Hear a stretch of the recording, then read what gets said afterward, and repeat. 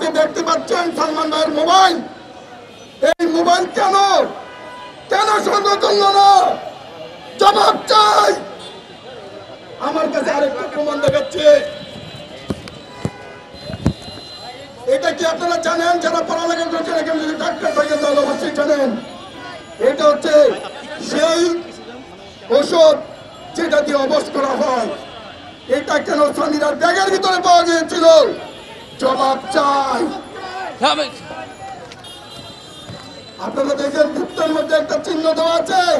এটা সালমান শাহ ভাইয়ার সেই ব্যাগ, যে ব্যাগে সালমান শাহ ভাইয়া ঘুমাতো। এই ব্যাগের ভিতরে কি ছিল? জবাব চাই। আপনারা দেখেন ভাই, এটা প্লাস্টিক। এই প্লাস্টিকটা যদি ফ্যানের উপরে থাকে, যদি ঝুলন্ত অবস্থা পাওয়া যেত, তাহলে প্লাস্টিক থাকার কথা না। সালমান শাহ ভাই 10 কেজি 15 কেজি ওজনের মানুষ ছিলেন না। তাহলে কেন কেন এত গাফিলতি ছিল এই সালমান শাহ হত্যার মামলার জন্য? কেন এত গাফিলতি? আজ পর্যন্ত আসামিরা কেন বাইরে ঘোরাফেরা করছে? আপনারা কি আমার জীবন চান? আমার জীবনের বিনিময় হলো আপনারা এই সুস্থ তদন্ত করে দৃষ্টান্তমূলক শাস্তি দেন, আসামি দেন। বন্ধু সাথী ও বন্ধুগণ, আসামিরা যেখানে স্বীকারোক্তি দিয়েছেন, আসামি যারা দুইটা আসামি, তারা স্বীকারোক্তি দিয়েছেন এটা সম্পূর্ণভাবে হত্যা করা হয়েছে। কে কে হত্যা করেছে তা বলে দিয়েছে। আমি আর বক্তব্য বড় করতে চাই না।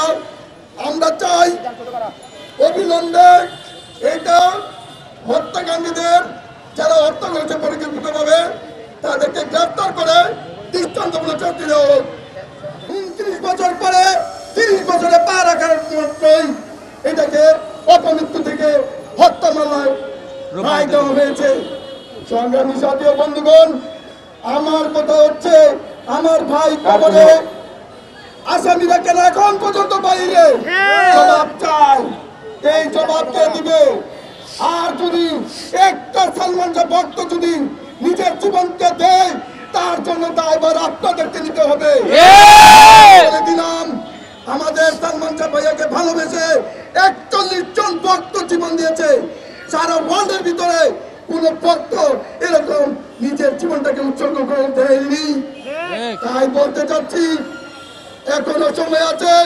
সুস্থ তদন্তের মাধ্যমে অতি বিলম্বে আসামিদেরকে গ্রেফতার করে দৃষ্টান্তমূলক শাস্তি দেওয়া হোক।